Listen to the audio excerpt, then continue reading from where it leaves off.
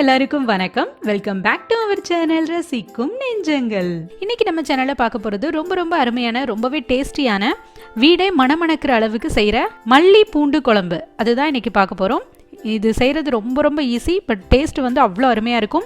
இது எப்படி பண்ணுறது அப்படிங்கிறத வீடியோக்குள்ளே போய் பார்த்து தெரிஞ்சுக்கலாம். பட் அதுக்கு முன்னாடி as usual thought of the டே.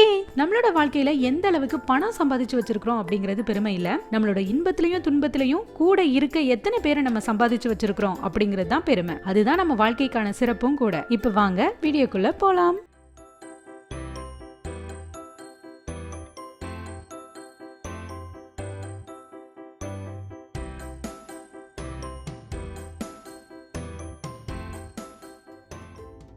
இந்த குழம்பு செய்கிறதுக்கு தேவையான பொருட்களை நான் எடுத்து வச்சிருக்கேன். ஃபர்ஸ்ட் ஒரு 100 கிராம் அளவுக்கு சின்ன வெங்காயத்தை இந்த மாதிரி உரிச்சிட்டு சின்னதாக கட் பண்ணி வச்சுக்கோங்க. அடுத்ததாக ஒரு சின்ன சைஸ் எலுமிச்சப்பழம் அளவுக்கு புளி எடுத்து அதை இந்த மாதிரி தண்ணியில் ஊற போட்டு வச்சுக்கோங்க. அடுத்ததாக ஒரு 10 அல்லது 15 பல் பூண்டை வந்து இந்த மாதிரி ரெண்டாக கட் பண்ணி வச்சிருக்கேன். அடுத்ததாக ஒரு 2 தக்காளி எடுத்து வச்சிருக்கேன். இப்போ குழம்பு செய்கிறது எப்படின்னு பார்த்துடலாம். ஃபர்ஸ்ட் இதுக்கு வந்து ஒரு மசாலா வந்து நம்ம அரைச்சி ரெடி பண்ணணும்.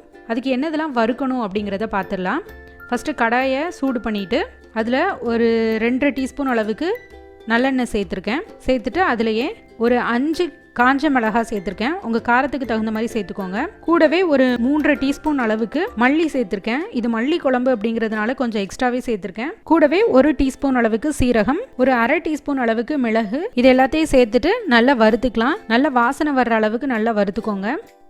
இப்போ பார்த்தீங்கன்னா நல்லா எல்லாமே வறுபட்டுருச்சு, சூப்பராக வாசம் வருது. இப்போ அடுப்பை ஆஃப் பண்ணிவிட்டு நம்ம இதை வந்து ஒரு பிளேட்டுக்கு மாற்றிடலாம்.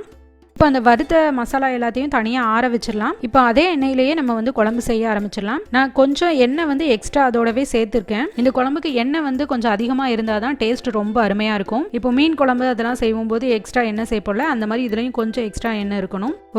ஒரு டீஸ்பூன் அளவுக்கு கடுகு சேர்த்துருக்கேன். அடுத்ததாக ஒரு அரை டீஸ்பூன் அளவுக்கு வெந்தயம் சேர்த்துருக்கேன். இது ரெண்டும் நல்லா பொரியட்டும். அடுத்ததாக கொஞ்சம் கருவேப்பிலையும் சேர்த்து அதுவும் பொரிஞ்சதுக்கு அப்புறமா நம்ம கட் பண்ணி வச்சிருக்கிற பூண்டையும் உள்ளே சேர்த்துடலாம். சேர்த்து நல்லா வதக்கி விடுங்க.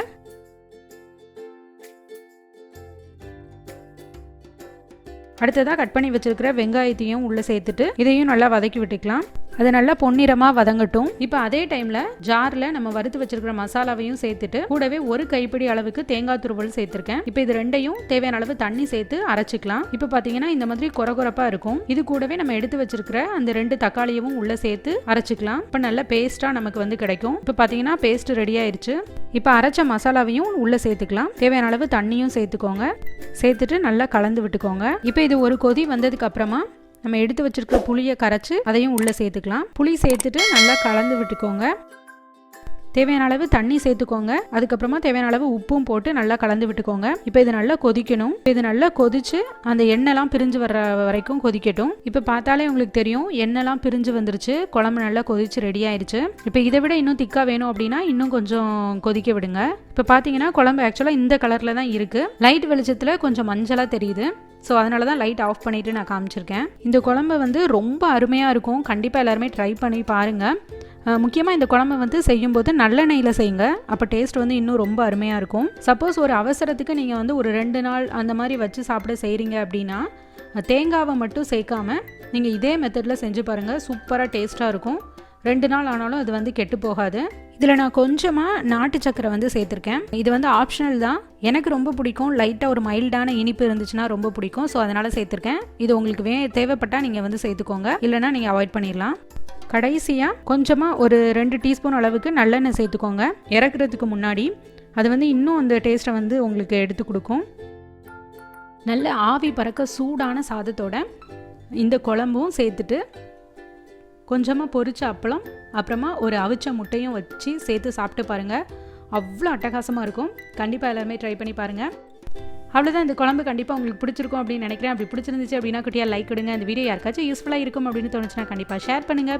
இந்த வீடியோ பற்றின உங்களோட கருத்துக்களை மறக்காமல் கமெண்ட்டில் கீழே சொல்லுங்கள். முக்கியமாக நம்ம சேனலை சப்ஸ்கிரைப் பண்ண மறக்காதீங்க. சப்ஸ்கிரைப் பண்ணிட்டு கூடவே இருக்கிற பெல் ஐக்கானை கிளிக் பண்ணி ஆல் அப்படின்ற ஆப்ஷனையும் கொடுத்துக்கோங்க.